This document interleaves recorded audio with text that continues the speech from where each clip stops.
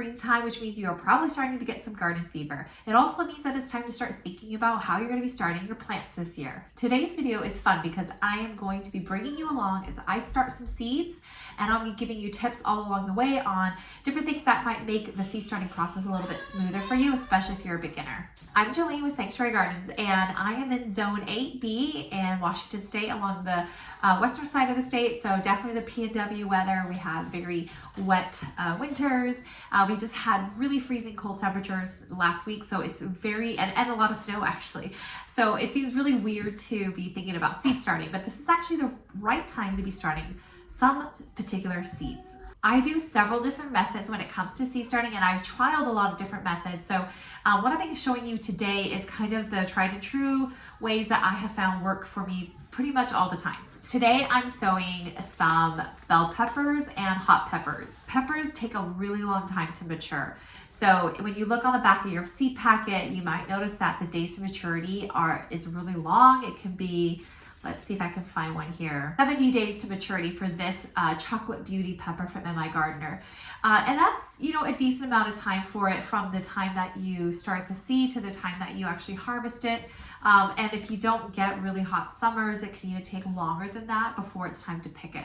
So peppers are one that you want to start in pretty early spring. I'm starting these probably a little sooner than some of you. This is middle of February, and I'm just doing this because I want to show you how you can do it, and you can start it in late February to early March. One of the first things you want to do is look through all of your seeds and look on the back of your seed packet. Those have a lot of really good information to tell you how to plant the seed.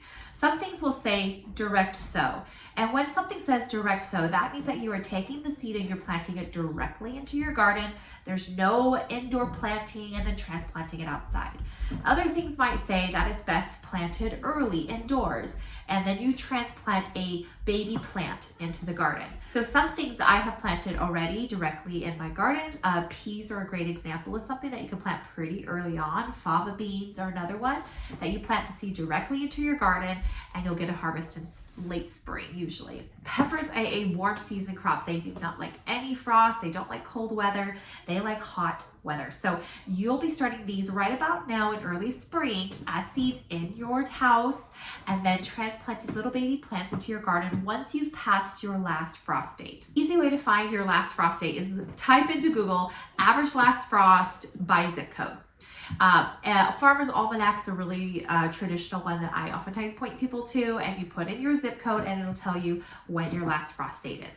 Mine has kind of fluctuated over the last few years, but usually around end of April to beginning of May is my last frost date. So I have already gone through all of my seeds and kind of decided what things I need to be starting right about now, and a lot of those things are either my hot season plants that take a long time to mature, which are my peppers, eggplant, tomatoes, or things that are cool season crops like my broccolis and Brussels sprouts and cabbages that I can plant even before my last frost date because they like the cooler temperatures and they can handle actually a little bit of some frost. This is the way that I like to organize my seeds. I just have this random seed packet here that I need to organize.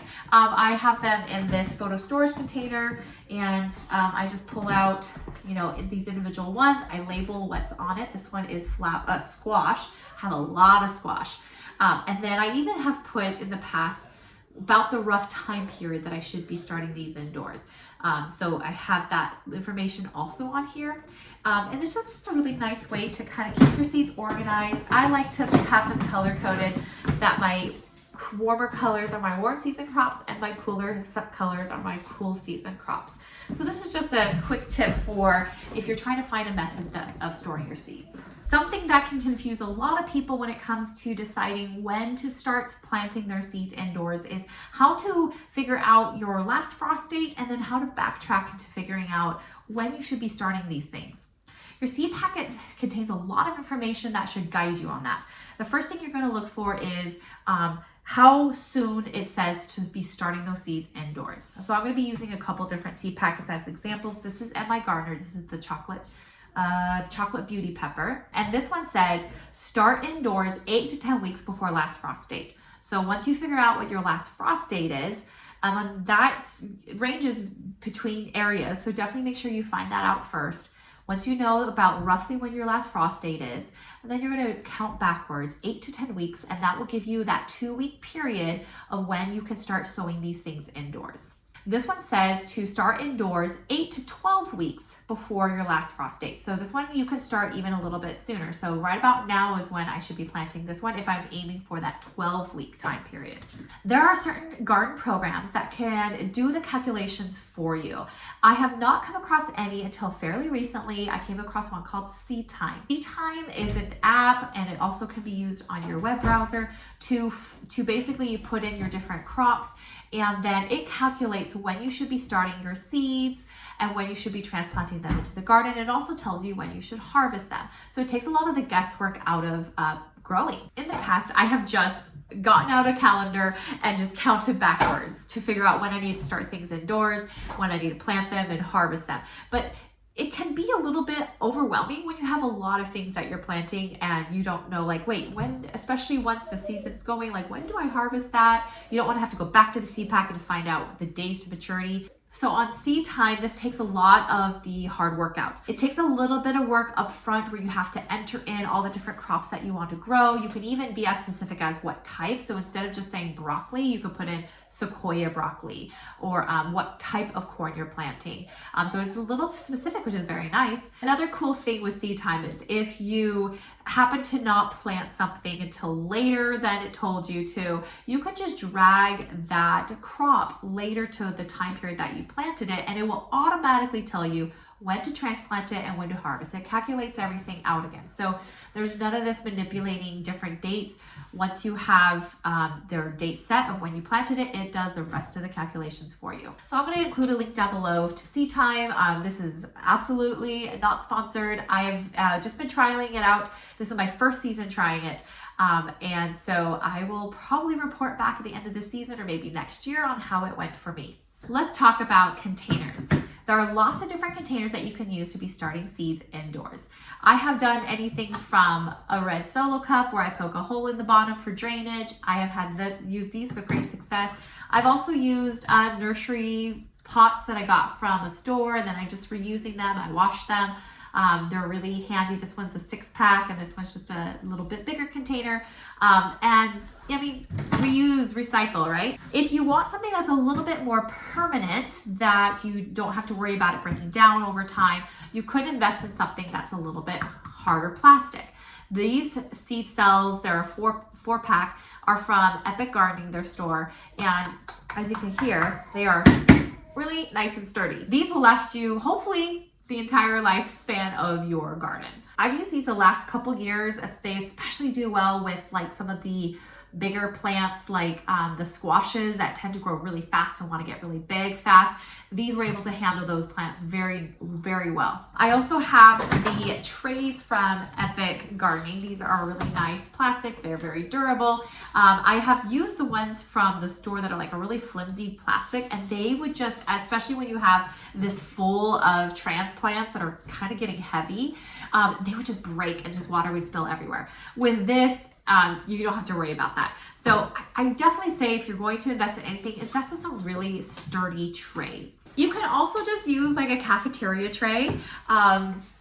These are pretty cheap, and they're also very sturdy plastic, and they don't have a lot of a lip, neither do these, but you can put a few transplants on these and they work very well. If you want a more sustainable option, that's something that maybe doesn't require any plastic at all, you can use toilet paper rolls where you kind of fold them at the bottom. I've seen people who use newspaper where you kind of like fold them in a certain way and kind of use this little tool to kind of create this rounded effect.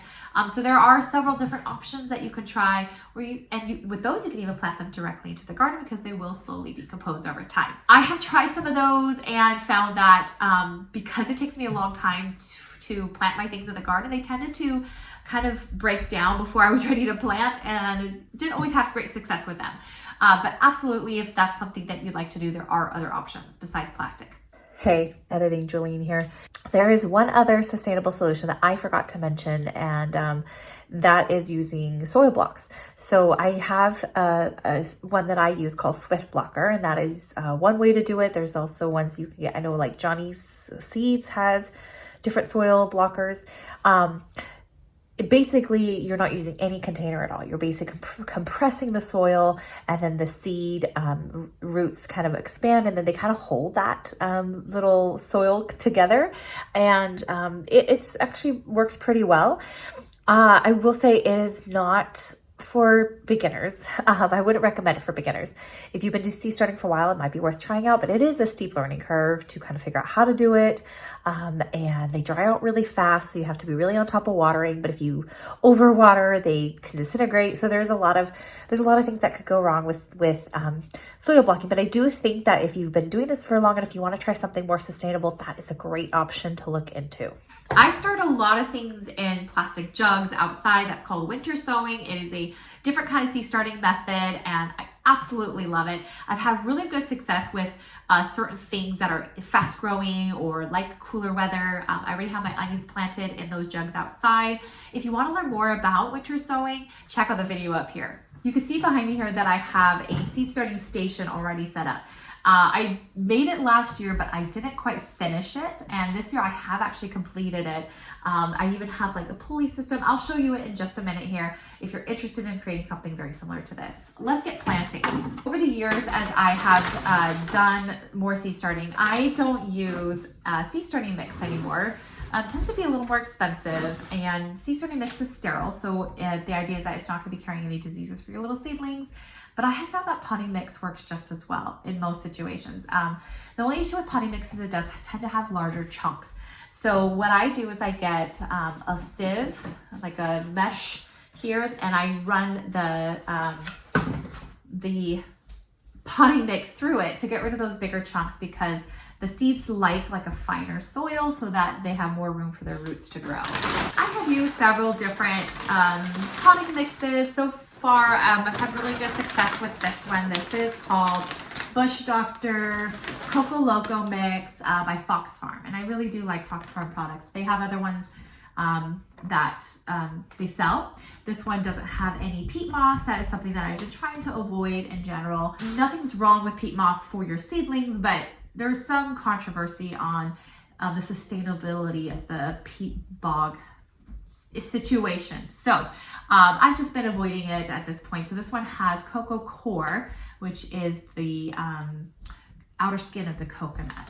So I'm going to be just kind of running this through my hands. You can see the soil coming through the bottom. You might have heard something called potting up and wondering what that means. Potting up is when you might start your seeds in a smaller container like this one, and then after a while they outgrow that and they need something bigger. They need more soil for the roots to grow.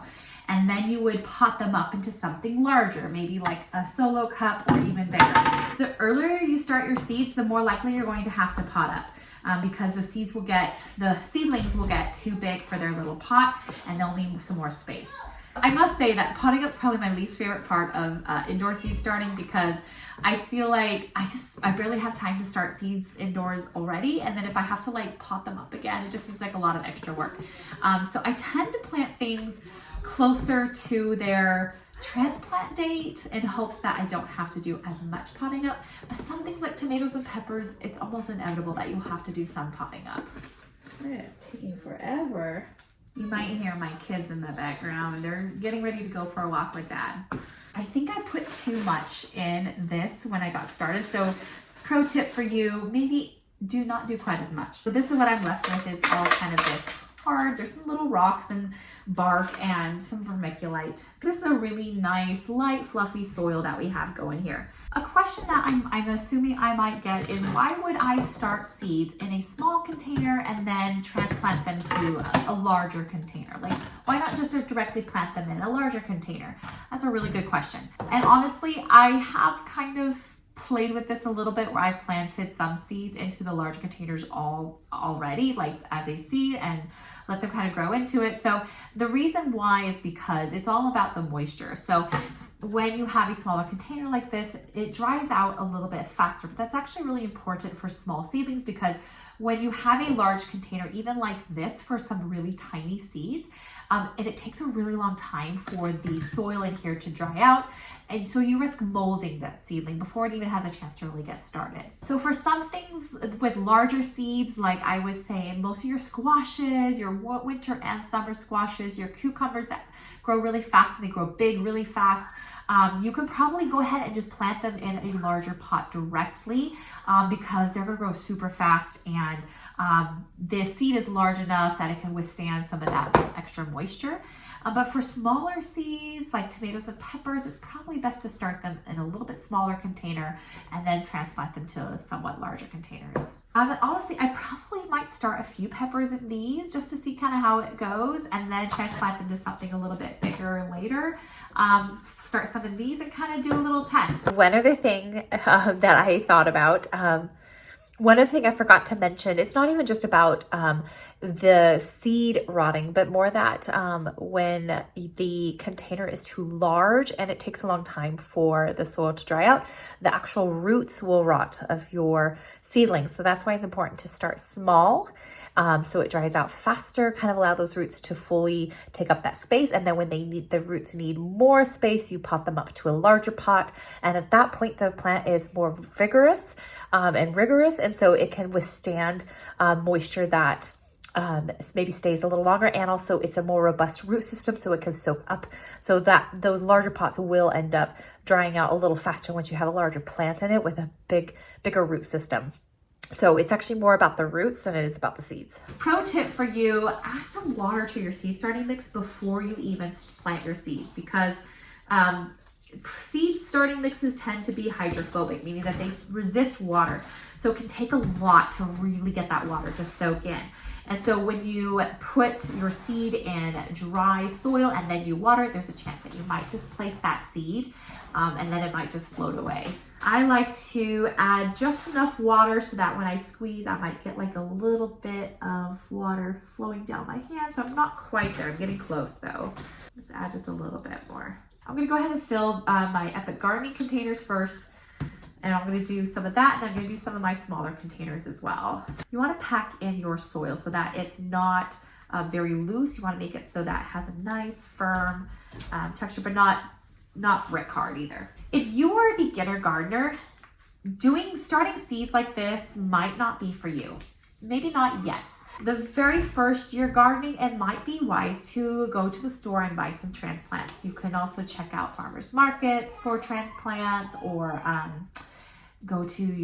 check out your master gardeners if you have one local to you. If you live in the United States, they oftentimes will have plant sales where the master gardeners have started some seeds and then they're selling the plants for you. So they've kind of taken off that hard work, the beginning hard work. The reason why this might not be for you if you're a new gardener is it is a lot of, well, first of all, you need to buy some supplies.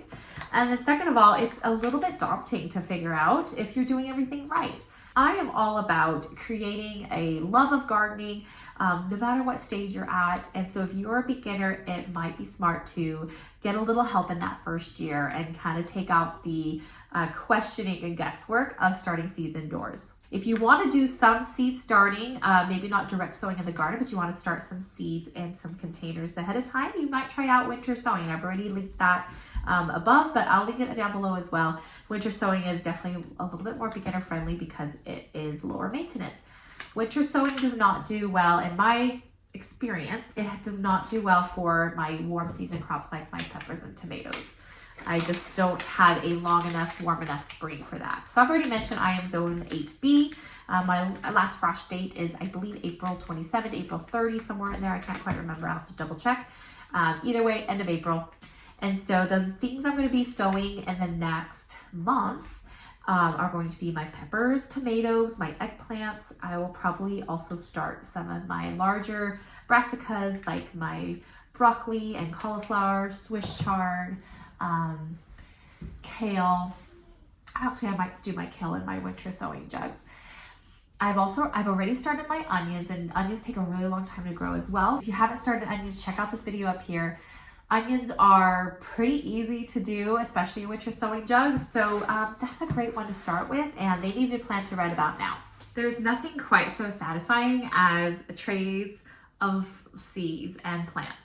And these fit actually really perfectly. The Epic Gardening ones, they fit 2 in a row here, and then I think you could fit 8 total. So 4 along there. And then these fit just perfectly right alongside like this. So there's 1, 2, 3. I love that they just fit so nicely. Pencil comes in very handy for seed starting. First of all, you can label your seeds with the pencil, but also as a little dibbler for poking a little hole in for your seeds. Let's do some poblano peppers first. The seed packet on the back will tell you how deep to plant your seeds. This one says 1/4 of an inch deep. I oftentimes get that question, is how deep should I plant my seeds? Sometimes in the situation where I have seeds that I got from a friend, I don't have on here the information of what the seed packet says to do. The general rule of thumb is the smaller the seed, the shallower it is, and the bigger the seed, the deeper it is. So usually you want to aim for like a larger squash seed. You want to go at least twice the size of that seed depth-wise into the soil. With these smaller seeds, you want to go about 2 to 4 times the size of the seed down into the soil. A general rule of thumb, like I said, is the smaller the seed, the more shallow it is.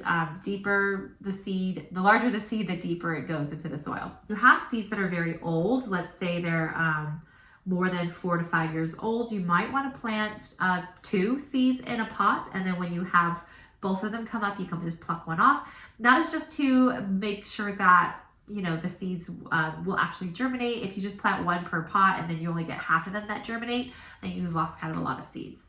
I'm going to put that right in there and just cover it up with a little soil.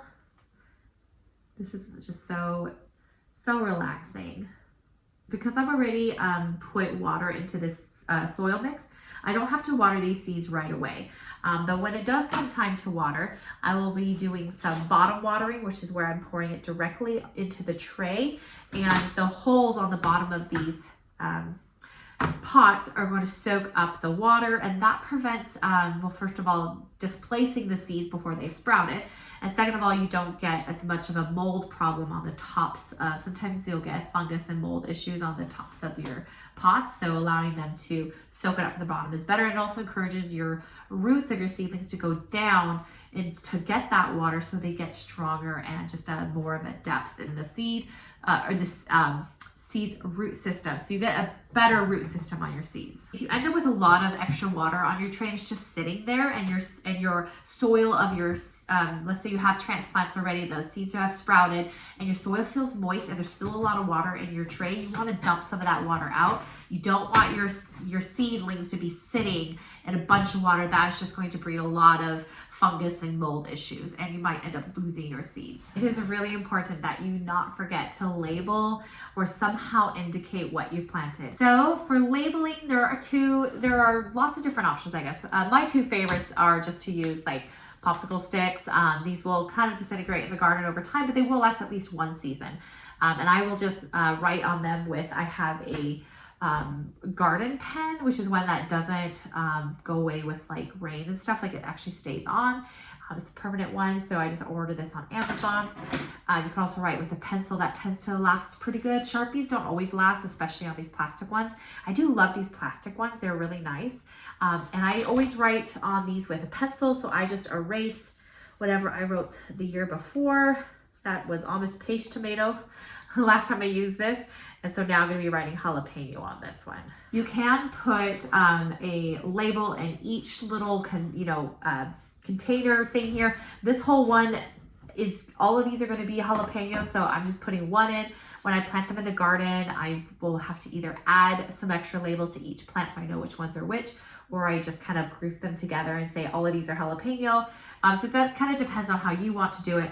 But if you do end up doing like this one's jalapeno and this one is a bell pepper, you need to make sure that they have different labels so that you know what they are.